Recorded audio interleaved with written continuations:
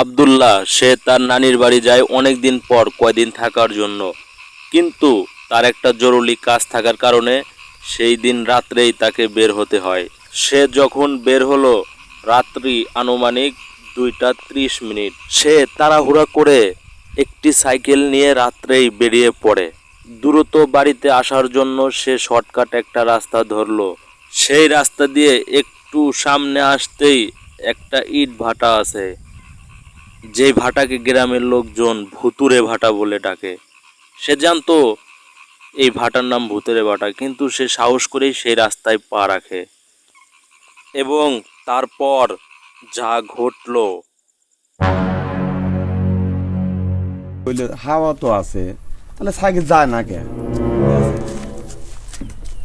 চাহাও তো গড়ে, তারপরও সাইকেল যায় না কে বুঝতেছি না কিছু। তো জায়গাটাও ভালো না, একলা তো ভয় ঠেকতে আচ্ছা সেই নিয়ে যাম সাইকেল যাইব না, যায় না কে রে, যায় না কে রে, যায় না কে রে।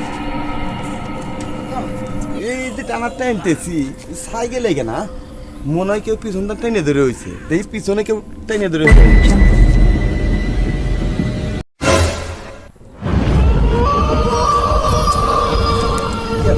পিছনে তো কাউক দেখি না। হ্যাঁ, পিছনে তো কেউই নাই, সাইকেল লেগে না কে?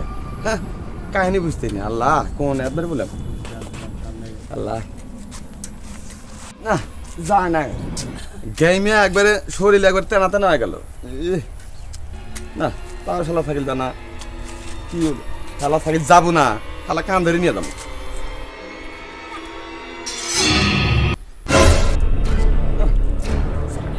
শালার এখানে মন হইতে পিছনে কেউ উঠে বসে হয়েছে, দেখি আগে কেটে পিছনে কোন হুমুদিরে, পিছনে তো কেউ নাই। সাইকেলে যে টানি সাইকেলে গে না, ওহো এরও নাই ভুতুরিয়া বাটা। আগিলা ময় মুরব্বীরা কইছে যে এই বাটাত বলে জেন পুরি ভূত পেতনি বলে থাকে। হ্যাঁ, মুরব্বীরা শুনছি যে বিড়ি নাগালি বলে ভূত পেতনি যায়, আগে বিড়ি নাগে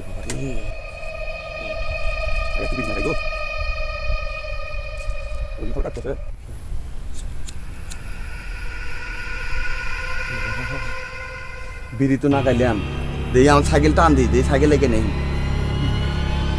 বিড়ি আর ফেলে দেব না।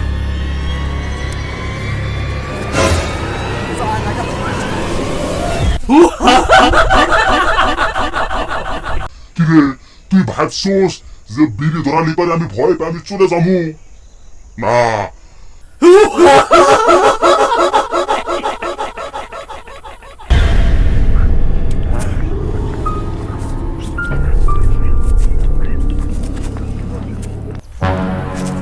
এ কি দেখলাম আমি?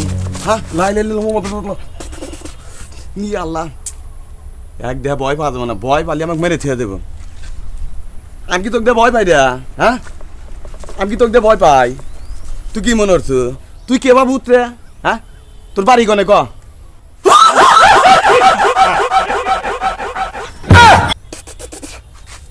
ও তুই কি ভাবছো আমাকে ভয় দেখালো, হাসি দিলু, হি হা হা, ও বা হাসি আমরা দিতে পারি। তুই কোন দেশের ভূত আমাকে তাই ক? আমি হলো এই গ্রামের নিউ আপডেট ভূত। তুই কি ভাবছিস যে বিড়ি ধরালি আমি চলে যাবো? হন এই রাস্তা দিয়া আমার ভয়ে, শুধু আমার নিউ বুথের ভয়ে এই রাস্তা দিয়ে কোনো মানুষজন যাওয়া আসা করে না। আমি খুব ক্ষুধার্ত ক্ষুধার্ত, আমি আজ তোকে পাচ্ছি, আমি পরাণ ভরে আত্মা ভরে তো রক্ত ঘাড় বটকে আমি খাবো। হুমন্দি কয় কি রে? হ্যাঁ, হুমন্দি আমাকে মেরে দিব, তাহলে তো আমি বাঁচবো না। আল্লাহ আমার জীবনের যত গুণা আছে আল্লাহ, আল্লাহ তুমি মাফ করে দাও আল্লাহ, আল্লাহ আমিন।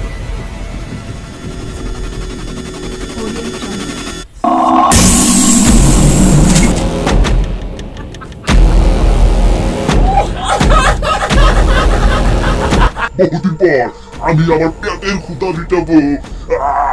কোন পাশটা খাবো? ইয়া! ঠিক তখনই রাস্তা দিয়ে দুইজন লোক যাচ্ছিল। একটু পরেই ফজরের আজান হবে নামাজ পড়ার জন্য, কিন্তু হঠাৎ তারা দেখতে পারলো কোনো একজনকে কেউ মারার চেষ্টা করছে। আর দেরি না করে সেদিকে যেতে লাগলো। ডিস্টার্ব আশেপাশে কে রে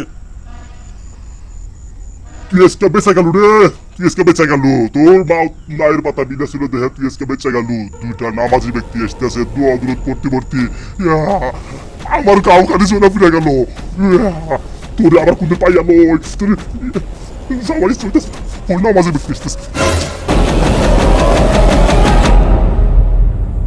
তারপর আব্দুল্লাহকে তারা টেনে তুললো এবং বলল, ভয় নেই, আমরা দূরে থেকে সবই দেখছি। ওইটা একটা খারাপ জেন ছিল, সে তোমার ক্ষতি করার চেষ্টা করছিল। তবে এখন ভয় নেই, তুমি আমাদের সাথে চলো, ফজরের নামাজ পড়বে, তারপর আমরা তোমাকে তোমার বাসায় পৌঁছে দিয়ে আসবো। এরকমটা বলে তারা সেই জায়গা থেকে দ্রুত চলে গেল।